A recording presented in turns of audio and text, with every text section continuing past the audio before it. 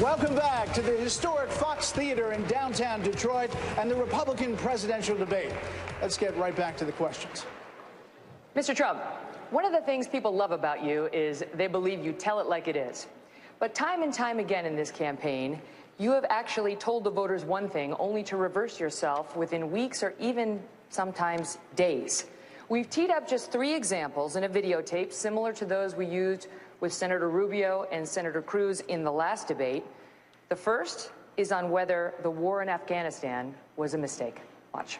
What about in Afghanistan? Do you believe that American boots should stay on the ground in Afghanistan to stabilize the situation? We made a terrible mistake getting involved there in the first place. That thing will collapse about 2 seconds after they leave, just as I said that Iraq was going to collapse after we leave. About Afghanistan, you said we made a terrible mistake getting involved there in the first place. We made a mistake going into Iraq. I've never said we made a mistake going into Afghanistan. Our question was about Afghanistan. That day on October 6th, it was about Afghanistan. Okay, wouldn't matter. I never said it. Next, on whether we should accept Should I respond to that first? 2 more, and then you'll have the floor.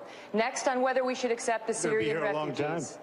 On whether we should accept the Syrian refugees. Do you object to migrants who are getting out of the Middle East and North Africa? Do you object to them coming to the USA?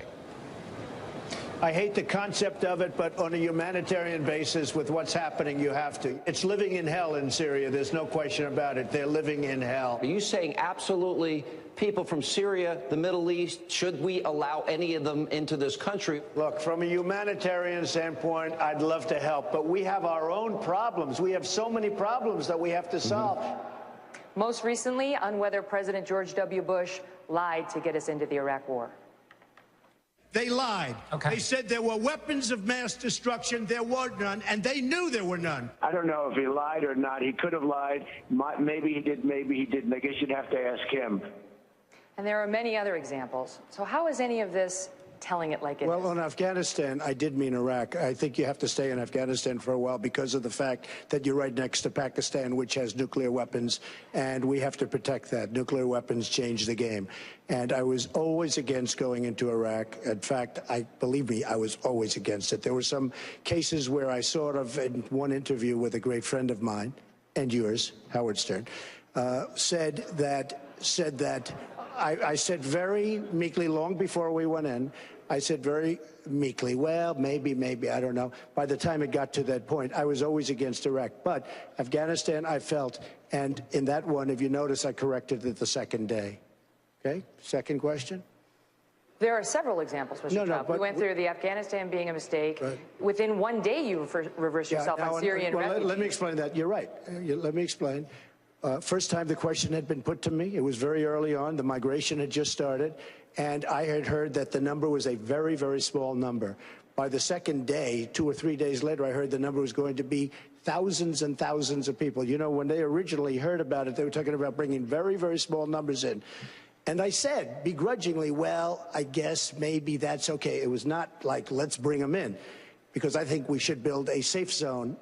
We should really, what we should be doing is building safe zones so they can stay in their own country and not go all over. And at least this way, we're not going to have the problem. That's what we have to do. But just to say, because I fully understand what you're asking, when I first heard the question, first time the question was ever asked to me, first time I really had known about the question, the migration had just started, I was very much like, okay.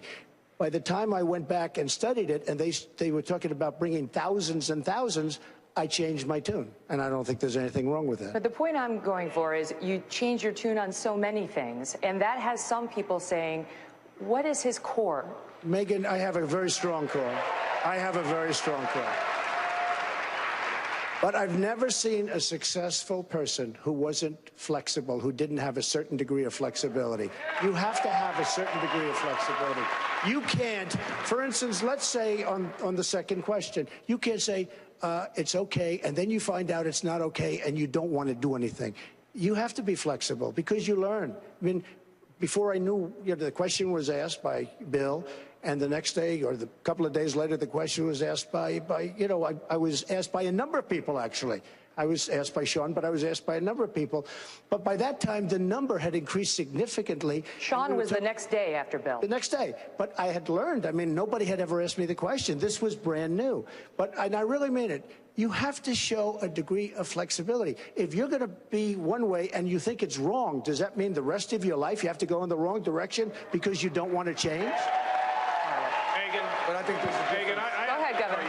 Look, I did 200 meetings in New Hampshire. I don't know how many in Michigan now. And in these town halls, people come in and they're very emotional meetings. And you know what they really want to know?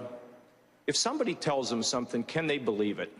And the reason why people are so upset in this country is because politicians all the time tell them what they want to hear, and they go to Washington or they go to the state capitol, wherever, and they don't deliver on those promises. You know, when I ran for governor of Ohio, I said not only would we balance the budget, but we would cut taxes. People said it can't be done. I wouldn't have said it if I didn't believe it.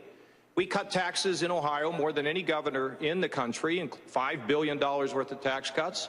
We are now running a surplus in Ohio.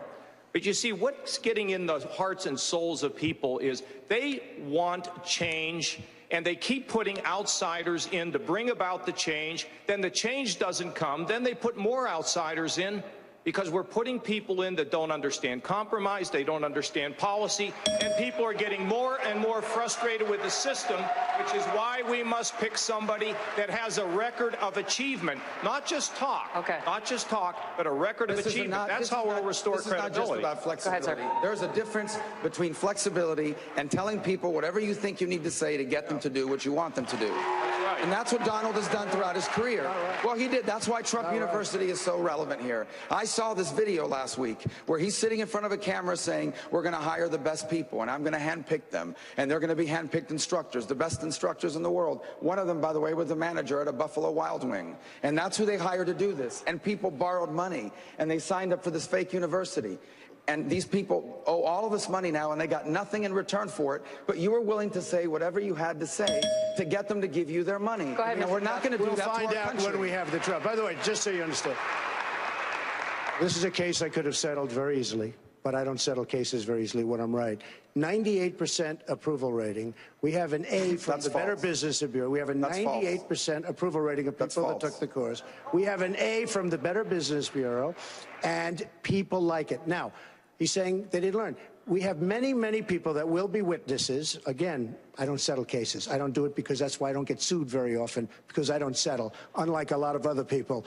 We have a situation where we will win in court, but many of the people that are witnesses did tremendously well and made a lot of money by taking the course. Go ahead, Senator. Well, you're going to see. You're going to see. You don't know. It's a D-. Go ahead. It's Senator Rubio. No, I've read the affidavit. No. Before they had the information. Go on my website, MarcoRubio.com. Before they had the information. Wait, Senator Rubio, stand by. Let him finish his point quickly, and then I'll give you the floor. It is right now an A. Once they had the information, it got switched. The only reason it was a D was because we didn't care. We didn't give them the information. When they got the information, it became an A. With respect,